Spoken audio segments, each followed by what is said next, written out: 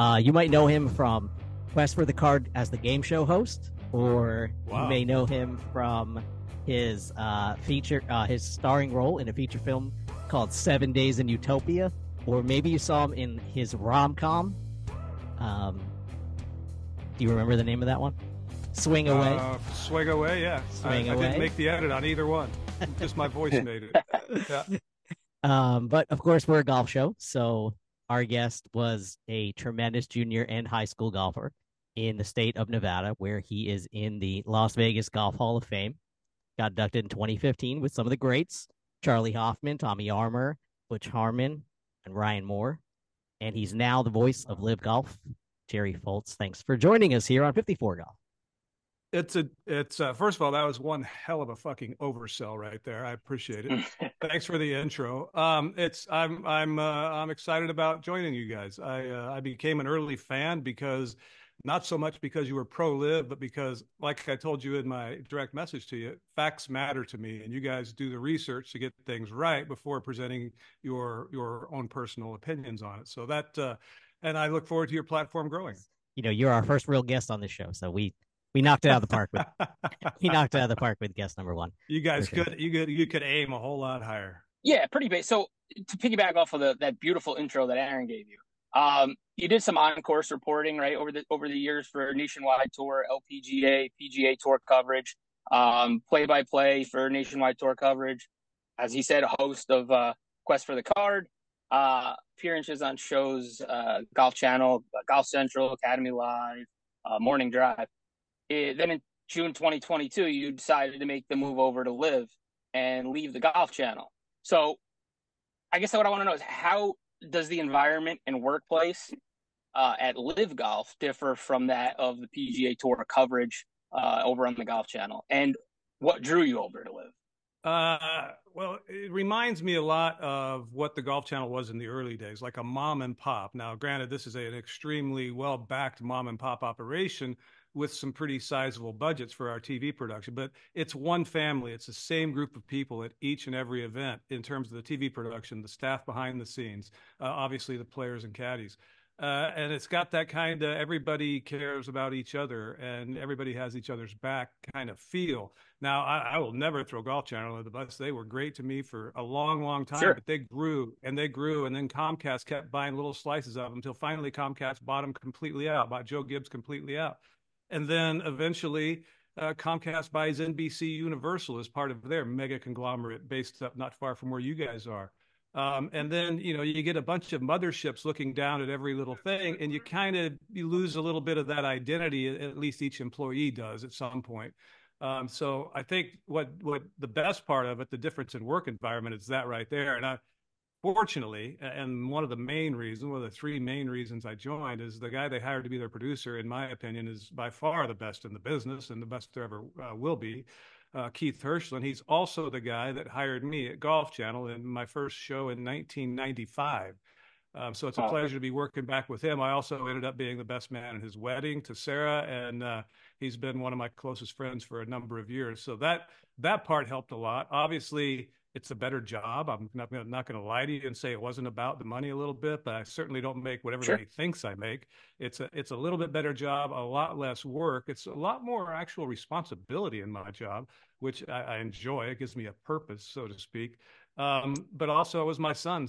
He was a fan of the league, a fan of the business model, explained it to me, my 25-year-old son at the time. And you might have heard me say this before, but he was the one who said, Dad, you don't have that many years left. You don't want to spend them not having the balls to take a chance for once in your life. So I took a chance. It was scary as hell. So yeah, so you talked about the mom and pop side of LIV and how it's obviously backed by much more than mom and pop. It's backed by, a whole lot of money. But over the past 3 years, it's obviously evolved a little more from the mom and pop that it was in year one, where there wasn't as much of a straightforward plan as it appeared to the fans. Teams didn't really have an identity yet. The format wasn't really, I wouldn't say wasn't popular, but it hadn't hit its base of people who would be interested in team golf while individual golf tournament was playing on, things like that. How has the league itself, obviously adding another team and changing up how many players are on the course and things like that. But how has the league itself evolved behind the scenes to try to get some traction with fans of golf? It's become a lot more sophisticated. There's a big organization behind it. More than 300 employees now, I believe, work for LIV. They put together that first tournament in London in 2022 in 5 weeks, which Wow. is astonishing, to get the Incredible. infrastructure in place, to get the TV equipment when nobody was going to do business with us because we were LIV. It was absolutely amazing. And by the way, LIV doesn't turn 2 years old till the day after our next event, Houston. That'll be the anniversary, the second anniversary of our first golf shot hit. They've become much more sophisticated.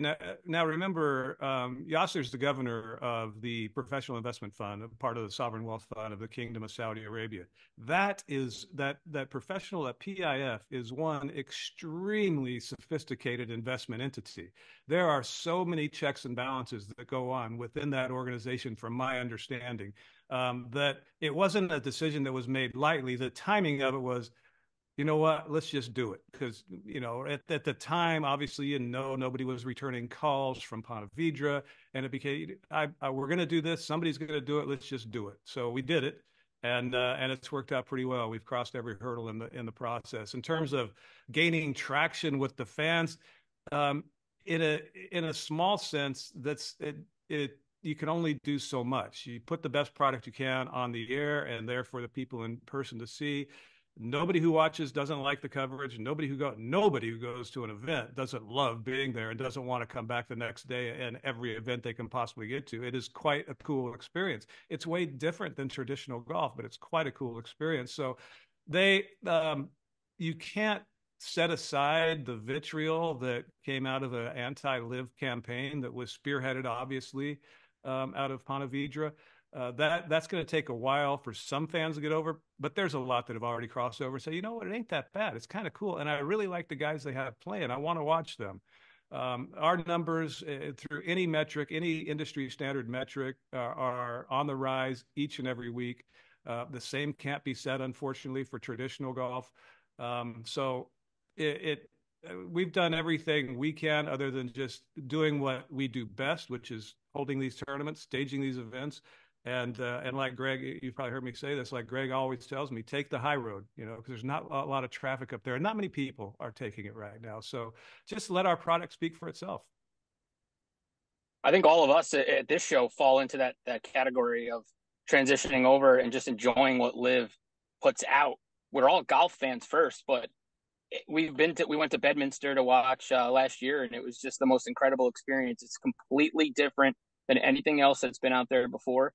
Team sports have been around forever, but to put it into a golf perspective, it's amazing. We really just nonstop fun, and it's incredible. And I hope more people do end up, I'm not even saying, transferring over to watching only LIV, but just more eyes on it, because it's amazing. Yeah, well, that'll happen in time. Obviously, there's a lot of roadblocks laid in our way by the powers that be, by the establishment, if you will. I hate using that word, but there are a lot of roadblocks put out there to not do business with us, and those are starting to crumble quickly because ultimately the sponsors, the advertisers, the fans, you can't hide that metric, that database. You can't hide that demographic from the overall policy changes that have taken place within the PGA Tour, and they know that, and it's just going to continue to happen. Yeah. One of the things, obviously, the biggest difference between LIV Golf and the PGA Tour is one of the best things about golf before you become a professional. And that's being part of a team in the NCAA, being part of a team on high school, being part of your club team if you're a member at a club. This is golf. I mean, it's foundational in the sport of golf, pre-professional, and now LIV is taking that scene to the professional level. How are the individual teams going to be able to establish, because just like in other professional sports, local fan bases or fan bases that are attracted to, let's say, the Majestics or let's say Crushers? How are the individual teams operating in a space where they need to find their own fan bases to sell their merchandise, to have their players get sponsorships, to do things on a team, not so much a league basis, because we know the league is powered and backed by very powerful and very sophisticated means. But the teams in itself, how are they going to leap to the forefront? And it's not going to be about LIV anymore. All of a sudden, it's going to be about, hey, did you see who the Majestic signed? Or hey, did you see that the Crushers, came from behind on Sunday again? It's evolving to that way quicker than I thought it was going to. I mean, some of the teams have already hired these high-priced and high-profile general managers. The four aces come to mind first. Chris, I can't remember his last name. I'm drawing a blank on it, but he's got a resume that reads like who's who of the golf industry. I know Bryson has taken kind of the mantle himself, but he's hired some really good people behind the scenes. Same with Bubba Watson and the Range Goats. Obviously, the regional identities were the first to come. You got the South African team, a country that's crazy about them, all four legitimate stars in that country. Same, of course, with the Rippers in Australia. And the country absolutely loves them. Obviously, our premier event, the first 2 years has been there. So, if Bryson and the future model is to have just that, to have home teams, to have a home base for these teams, whether all their players come from Dallas, like where Bryson lives now or not, and have their own courses eventually, and have their own training facilities, and have their own foundations to grow the game and teach kids, and where people go to study, like the old Bollettieri Academy for tennis down in Bradenton, and then the Ledbetter Academy for golf. Each one will be something similar to that. And that's going to take a lot of time, but therein lies the value in that franchise model, if you will, that club model. A couple of teams are getting there a lot quicker than others, but that will definitely take time. But I can't believe how much progress has been made in less than 2 years, to be quite honest. Yeah, it's actually when we didn't notice how much the team thing caught on until we went to an event and you could see people. Yeah, you can't see that from the internet. You can't see that even from the coverage. When you're at the event and you see people lined up to get Stinger GC hats, or guys walking around with, a Cleeks t-shirt on and trying to find Richard Bland or something like that, on the practice screen. You don't see that aspect of it on the broadcast as much as you do when you're there in person, for sure. I lean back on a little exchange on social media that I wasn't part of, but I witnessed some people going back and forth about it civilly, which is shocking on the Twitter. And they were guys my age, maybe a little younger, and a couple of them just really didn't have the taste for LIV because it's so different than what they're used to. They didn't like watching it. But one of them, who was about a little younger than me, said, I understand that from you guys because you come from a generation where you're used to it one way the whole way, and this is all foreign to you. You might not like it. It may not be for you. You might not, whatever.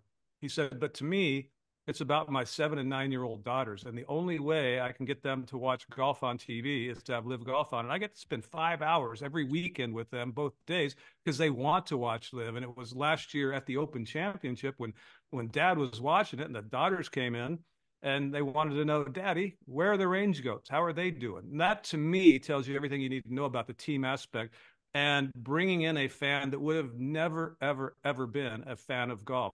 And they get curious about the league. They get curious about their teams and what I used to think were really hokey names.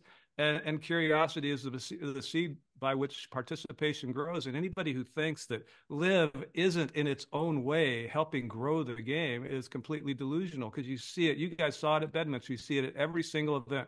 Kids that have never been to a golf tournament before, they got their favorite team or their favorite player or what have you, some kind of merchandise that they have that they weren't going to let Dad leave without buying for them. And they become fans. They become fans of the game, but they become fans of LIV and fans of those teams and those stars. Those fans, we are hoping jump onto the teams, like you said, and we're hoping to get the 6 and the 7-year-olds to grow up with LIV in their heads, right? And get them out on the golf course, which is already happening, and get them wearing the Range Goat stuff and get them excited about LIV. But right now there is this dichotomy between the, like you briefly mentioned, the old school golf fan who's very traditional, very much let's play holes 1 through 18, let's play 72 holes, and that's a golf tournament. And the LIV fan don't talk in my backswing. Right. No music, no shorts. There's very much that fan. Is there any goal or dream that fan can be convinced to be a LIV fan? I don't know. That fan's first of all, it's a shrinking audience. Number one. Number two, it's an audience that the advertisers do not pay to reach, do not care if they reach. Um, so is as the aging old style golf fan continues to age, and the live fans continue to be younger and starting to grow up through life and loving the game and getting introduced to the game through either a live event, live on TV, or going to a Top Golf or something, the demographic, the fan base for golf not only grows, but it also continues to change. There's always going to be people who want to watch the PGA Tour and the way it's played, because that's what Dad did, and that's what Granddad and Grandma did. That's what I've done my entire life.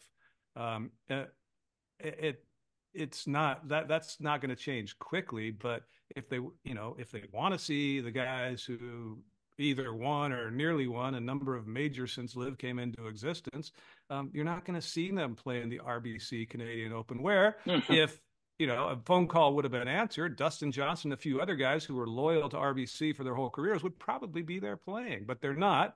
And that's, the fans lose out on that. Now, granted, the Canadian fans are rabid. They couldn't care less who is there as long as the Canadians are there. But Right. you're not going to see those guys otherwise. And not only are they some of a good collection of the greatest players in the game, they're also a really, really not unanimous collection, not like whole collection, but a pretty good sampling of the most powerful personalities in the professional game. And therein lies the secret behind the business model with LIV Golf and attracting these players through the means that they had to attract them to play. Once they're there, there's all this talk of he wants to come back. Rahm's not happy. Brooks is going to come back. There's not a fucking chance in hell those guys are going to leave LIV when their contracts expire. They're just going to want a new one. It's so much more fun for them to compete, and then not only compete, the stresses, the demands on their time are less because of the way it's organized, because of the time frame in which it operates, but also being a part of a team is the coolest part. For sure. And then there's so the real ugly side of this, not ugly, but the real sad side of this is that a PGA Tour tribal opinion and maybe some folks on the live side as well being very opinionated against the PGA Tour. And of course, both sides are kind of mashing at each other at all times. And then you have a real tragic event with the passing of Grayson Murray over this weekend. And it kind of starts to put things into perspective. I don't know if you got a chance to listen to Rory McIlroy today before the RBC, and he was mentioning that, this is golf. This is just golf. This isn't this as much as the internet would like you to believe that this is life or death. This is golf. And I think that if we can get people to rally around the fact that this is just golf and enjoying the game again, that we can get rid of this narrative that's out there that says golf is in a bad place right now. Golf is not a bad place right now. I think golf is in a better place than it's ever been because you have options. If you're really into wearing shorts and playing fun golf and seeing all the shots on television, and you don't mind the music, a little bit of music in the background, and you want to have a good time at the event, then you're going to go to a live event. If you want to go, stand behind the rope and follow your favorite PGA pro who you've been following your whole life, you can still go do that too. And to have those options, I think instead of choosing a side, I think if we could just remember that these guys are just golfers and let's let them golf. I think that brings up a lot of thoughts to my mind. First and foremost, Lexi stepping away yesterday, announcing her retirement at the end of the year is another thing. Golf's just golf. I want to live. I want a life. She's never known anything else, and she was 5 years old. I just want a life. Right. So yeah, Rory, I didn't see Rory's comment yet, but I will later. He's absolutely right. Let's not treat this like it is life and death. It isn't. I don't like the narrative that LIV has hurt golf. LIV hasn't hurt golf one bit. LIV has helped golf. Not only the professionals are making more money than they ever did, but there's more people watching golf collectively around the world, around the globe, introducing a game that teaches you life skills like no other sport in the world to people who otherwise wouldn't have been introduced to it. What it has hurt is the PGA Tour and their business model. I'm not sure it's 100% our fault. I think the PGA Tour should share a lot of blame in that because it didn't need to go down the way it did. But that's what the hand we're dealt now, and we continue jump over hurdles and no pun intended on the Scotty Scheffler case, blow through roadblocks and in order to accomplish the goal for our league, our backers, who have made a financial commitment to earn a return on an investment, and for the fans and the players. I don't think golf's ever been in a better place. And the people that you talk about, we all follow a whole bunch of the same people on the social media.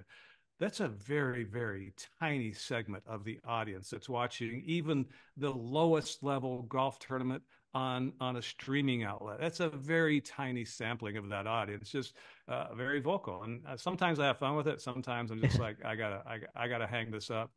But I've also made some really good friends through Twitter. Yeah, I mean, people. I like to joke. There's a buddy of mine who lives over in Bradenton who's a LIV golf enthusiast, and I reached out to him because early in 2022, he was one of the only accounts that didn't just start, that week or that month or whatever. And I'm like, who are you and why are you a fan of LIV? And we began to explain. I went over and played golf with him. Bob Duinski is his name, and now he's a friend, and we joke. We met online. It's like his whole That's wild. Yeah, but it's I just don't pay as much. I don't get as hurt by the vitriol that I see online. I do pay attention to the people who are at least rational about hearing both sides of the story, like you guys. But it's such a small percentage of the actual golf audience. For sure. Well, it's just golf. And so when we talk about golf every single week, we talk about, no one wants to hear about me. I'm a 10 handicap. Jay's a 2, and no one wants to hear about us. But what's Cheech? He's got to be at least a 10. 35. Love that. We're gonna cut that out. You saw that swing. All right. So give us the rundown. What's in Jerry Foltz's bag right now? Golf clubs? Yeah. Oh shit! Hang on, they're right there. What do you got in there? Oh, I got a crank driver. Hang on. Oh, Bryson. Of course. I mean, why wouldn't he have a Bryson? I don't see a wall. It is so damn good. It's ridiculous. First of all, Karen, my girlfriend, Stupples, got me this putter. It's the only putter I've never broken, although I've wanted to. It's I don't even know. I think it's an Odyssey.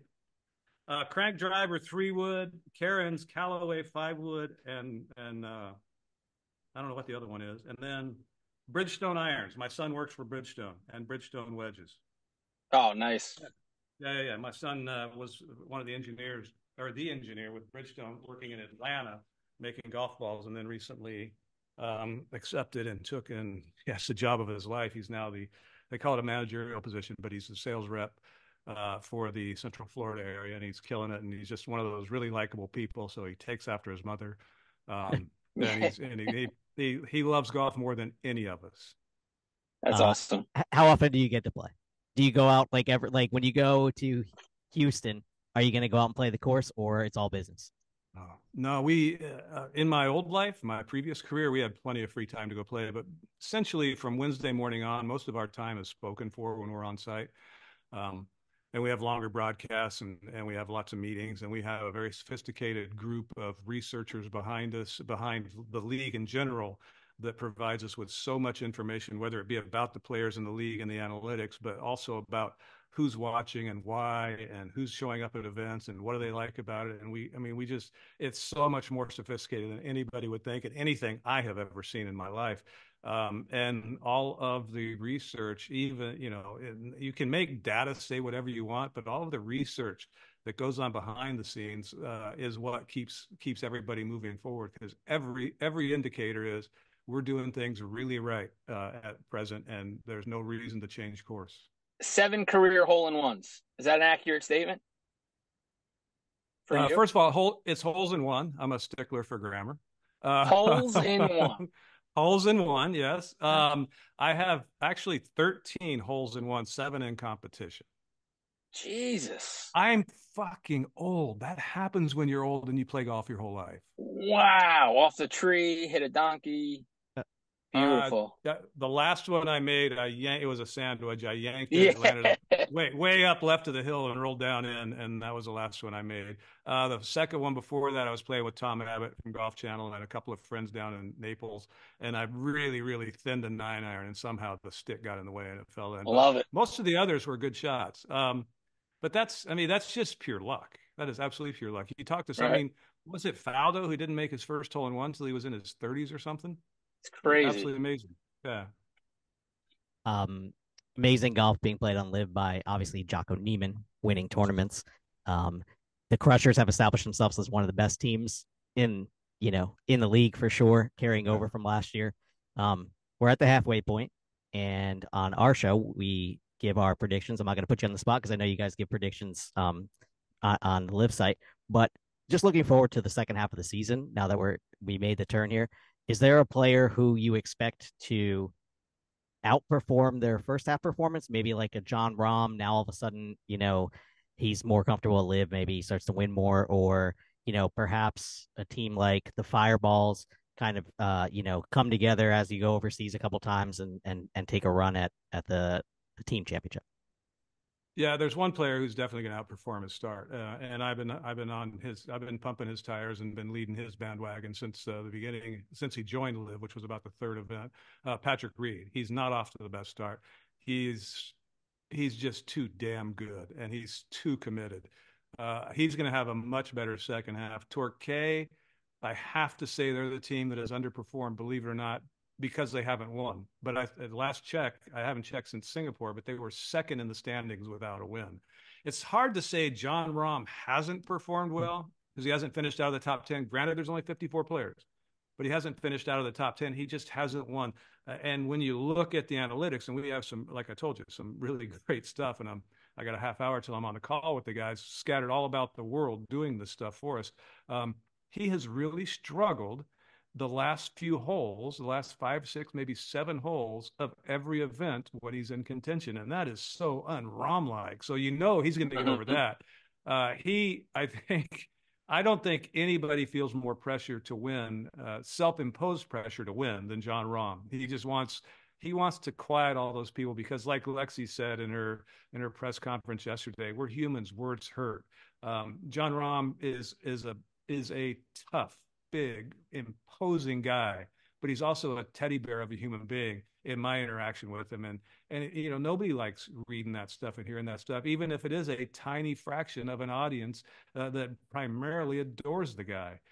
So I think he would really like to, he would really like to just stick up the middle finger and say, yeah, here you go. Yeah. All right, so Liv's got all these like very popular names of golfers. We mentioned Rahm, Brooks, Bryce, and we mentioned these guys on every single show. And a lot of times we hear feedback is about when is Liv going to develop their own talent? When is Liv going to bring some stars to the forefront and develop them as Liv golfers? They're not just guys that they quote poached from the PGA Tour. And I've fallen in love with Caleb Surratt already. I think he's going to have a tremendous career. He's so young. I mean, the kid is just so young and raw, and learning underneath John Rahm and Tyrrell Hatton to a point, is only going to propel him going forward. And I know I've seen plenty of social media videos where he's around other guys on the range like Patrick Reed and just kind of listening and absorbing everything. Is there a group of young guys in the league right now that you would say are the next group of Brooks, Bryson, Rahm? Well, I mean, if you're looking in the league, you got to look at Waco first. He's really young, Sure. and I think he has the ability. I think he has the all-around game to contend and win major championships. And now that at least the PGA of America was the first adult in the room and made some rational decisions, and it proved out pretty good for them because their ratings were tremendous in a time of shrinking ratings for regular golf. I think Caleb Surratt has the potential to be an absolute superstar, former #1 ranked amateur in the world. I know I was talking to one of the agents who doesn't have any players on LIV, but he has a lot of players on the PGA Tour, has helped run events in the past. And he was telling me, because he deals with a lot of the young kids who want to play professional golf, and they know that in order to do so, it's wise to learn the business. He says, so many of them are inquiring about how in the world do I get a chance to play LIV, and that's what Caleb Surratt and his coach Brendan Webb at Tennessee jumped at the chance for him to do it because look at his environment, look where he's learning. Eventually, yes, all of the access to majors will be taken care of. that I believe with all my heart. I think all of the majors have made notions that yes, we want the best field we can get. So I don't think that's going to be a major stumbling block to it at all. And eventually there will be a deal between PIF and the PGA Tour of some sort. Either it's a peaceful coexistence or it's some sort of shared interests. But there will be a deal. So we only have 54 spots right now. So to think that we can attract a whole crop of people to see who the best are is another thing. And the PGA Tour has responded with PGA Tour University, a tremendous program, in order to get somebody like Ludwig Aubert to play the PGA Tour. Fantastic. So I don't know how many. I know that if you get the right ones, if they're interested and you have a spot for them and you're able to sign them, then there you go. But as these teams mature and take on their own identity, they're going to be the ones out there recruiting these guys. And those guys might be able to cut themselves a pretty good financial deal before joining the league at that point. So that's all part of, I think, the long-term plan. But we have some guys who are really good players who are getting to the sunset of their career. Those spots are going to open up. And how do you fill them? You go get the best possible talent you can for your team, just like any other team sport. And we'll see more of that. Yeah, but Caleb Surratt's an exciting player. Eugenio Chikara, I mean, straight out of college, he wins his first year in Thailand. The guy can beat anybody when he's hot. Now, you learn, I think in some respects, I don't know if you learn more about playing professional golf or if you learn a different way of playing professional golf, but you can't show up to an event and miss a cut and think, oh, that's okay, I'll practice all weekend and I'll go play better next week. You have to, when you bring your A game or your Z game, you're playing like ass. You have to go out there and perform for your team every single day. There's only 42 days of individual competition before you get to the team event as the last event. So the pressure is much more monumental, which is why I didn't say the exact words, but I thought Richard Bland was the guy to beat at the senior PGA. He has a master's degree for almost 2 years of fighting for his career against some of the best in the world on real golf courses. And he is tougher than I would put Lexi in the conversation as well, about as tough of a human being between the ropes as anybody I've ever seen. I'm glad you mentioned Richard Bland, because if anyone has utilized their position and live in a live world, it's Richard Bland. I mean, he absolutely, I don't want to say came from nowhere, but the average golf fan before this week had no idea who Richard, really didn't know who Richard Bland was. They may have heard his name before in passing, but those of us who've watched him, I mean, he's in the top half of the league. He has played phenomenal. A top half of a league where, the top 20 players are world class, world class primes of their career type of guys. And he's just barely outside of those. And he's fighting with them every single week, like you said. And, I'm so glad you mentioned deserves recognition. Exactly. He deserves the recognition for what he's done. He's a great story in golf. And it's I know you won't say it, but it's a real shame that being invited to the senior PGA championship and winning the event and having immediately a statement made that he could not collect the prize of being exempt to the Champions Tour. It's a real shame that they made it a political statement versus celebrating how well this 51-year-old has turned his career around and is playing some of the best golf. Forget about his age, playing some of the best golf for anybody playing right now. He's a folk hero. I can't imagine any sponsor of a Champions Tour event who wouldn't want him in the field. He's an absolute folk hero. You heard the crowds out there on Sunday, didn't you? Saturday and Sunday. They were so into the, I love saying it, Blandemonium. It was nuts. They were so much more pulling for him than anybody else. Now, Chalmers has a huge following as well because of his presence on social media and his ability to be a little self-deprecating. He's awesome. I couldn't pull against Greg Chalmers if my life depended on it. But yeah, I think Richard Bland would be an asset to any Champions Tour event. The fact is that he knew that going in. He wasn't going to, they likely were never going to cross that bridge now and feel like they're giving up leverage in any negotiation that's going on. And it really doesn't matter. It'd be a pay cut for him, for crying out loud. That guy has made more in less than 2 years on LIV than he made in the Right. previous 18 on the DP World Tour. And he has done it by scratching and grinding and fighting and clawing with no guarantees. Richard Bland had no contract, no guarantees. He had to finish in the top 24 to have a job. Then he had to finish top 24 to have a job next year. Now, rumor is the behind the scenes stuff that's going on is they're looking at signing him to an extension even before the end of the season, and they should. There is a shelf life when you're 51 years old, but I just love seeing the unheralded guy do what he has done. And it was the way he played on Sunday was just stupid golf. That 4-iron he hit on 15. Who the hell hits that shot? Especially amongst that set of players. So good. Right. Said perfectly. Yeah. All right, Jerry. We enjoyed having you on, and we really appreciate the fact that you recognized that this is a nice place to come and talk about the facts of golf, and let the opinions be on the social media and on the comments, and mute those people and move on and talk about golf and the facts. Well, tell me a little bit about what you guys, I mean, you have this new platform, and I'm glad you're still recording, so I hope this makes a podcast. Tell me a little bit about, this is 4 guys, right, who came together and just love golf and said, let's record something. And I think people need to hear your story as well, because there are other platforms out there that have got a lot of traction and become full-time jobs by equally ridiculous idea that you guys put together. You have regular lives, and this is just a hobby for you. What do you guys, where do you guys see your industry headed? I'm curious. Yeah, I think I was the first out of our group of 4, being friends for a long time. Cheech is my family. Aaron's one of my best friends. I've known him 20 years now. Chris just a little bit less than that. I've been playing. I'm 37. I've been playing since I was 7 years old, so 30 years of golf. I now, over the last 10 or 12, a lot more competitive golf, amateur tournaments in my local area. I think I don't want to say I got them into golf, but I was the first one that was really into golf. We've collectively gotten stronger as a golf group over the last X amount of years. Chris is new to the game.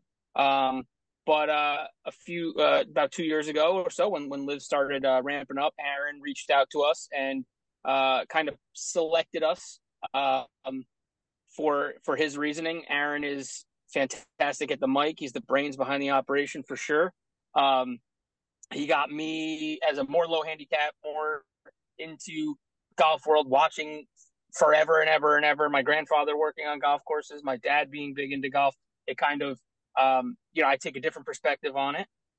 He got Chris as a new golfer to kind of relate to a lot of golfers who are just getting into the game or maybe want to get into the game, and the struggles that he continues to have on course. And then Cheech is just, we went to Bedminster. He belongs to Trump Hudson Valley up here in Stormville, Hopewell area. And he got us a good spot there at Bedminster up in the with the Trump amenities. And we were actually drunk at 3 a.m. eating Domino's in the parking lot off the truck bed. And we asked him to be a part of it. And he's brought so much to the podcast as well. So we kind of just wanted to bring real facts about golf, also have our own opinions on it from where each of us come from in the golf game, both inside and outside of golf. And I think we've kind of put something good together. We enjoy it. It's fun. We do all have day jobs, but this is something we get together each weekend and just shoot the shit and try to get our own opinions out there. Yeah, I think just to piggyback on that, like Jay said, the vision is that Jay is an above average golfer and plays competitively and has kind of that mindset that's much different than a mid handicapper like myself, who loves to play golf, is struggling every day to hit a good shot, trying to figure out how to play the game. And then add in somebody who's never really played in Jerome, and he's just, out there hacking and really, but he has provides a totally different perspective. Stiff. Yeah, he is stiff. He provides a totally different perspective on the game, on the professional game, because he's never been a fan of the PGA Tour. And all of a sudden we take him to an event and he's buying a Crushers hat and he's got his Crushers thing on. He's following. Now he knows everything about Anirban Lahiri. He's out there talking about Paul Casey with, as he's selling Subarus, he's talking to some dude about Paul Casey, and you're like, where did this come from? And you get to watch the experience of LIV and becoming a LIV fan, and that was kind of my goal with getting him to come onto this show. As far as like what is the future of 54 golf, I think just having a place, and I think the greatest thing was when you said a place for the facts to just come out. And we live in a world where that does not exist in at any level of any media source anywhere. Is nowhere near an unbiased straight facts. Just shoot it. When you're wrong, you're wrong. When you're right, you're right. If you can support it with a fact, we want to talk to you. And I think that is something that we will hopefully, as we go through this journey, we'll hold that. That is the truth that we want to hold every single episode. So I think that's where we're headed. I think you guys are going to grow, and I think you're going to grow quickly. I hope when you do that, you don't lose track of what got you there. There are others that have. You guys are just four normal guys who love golf, or one who's new to it, which is, I mean, that's the greatest testimonial for LIV Golf we could ever get. What you just said about, what was his name? The guy. He goes by Jerome. That's his middle name. Man of many names. Yeah. Jerome is our podcast name. That's like the greatest testimonial ever for LIV Golf. That is what makes LIV special. Exactly. Jerome is the fan that makes LIV special, because he never would have ever gone to a golf event in his life. Let's go out there and whatever, spend all day doing nothing. So that's really cool. But I think as long as you guys stay true to yourself, I wish you nothing but the best of luck. I know a lot of other people who do what you do, and they're all, I don't know any of them that are bad people at heart. Some have let success kind of change the narrative of their beliefs. I hope that never happens to y'all. Hey, Jerry, really has. Thank you. Hey, my pleasure. Absolutely my pleasure, Jay. Share my number with the guys to contact me anytime you want. If you need help, appreciate it. With anything, let me know. Wonderful. All right, Jerry, get going. Sounds great. Take care, buddy. Take care, man. See you, man.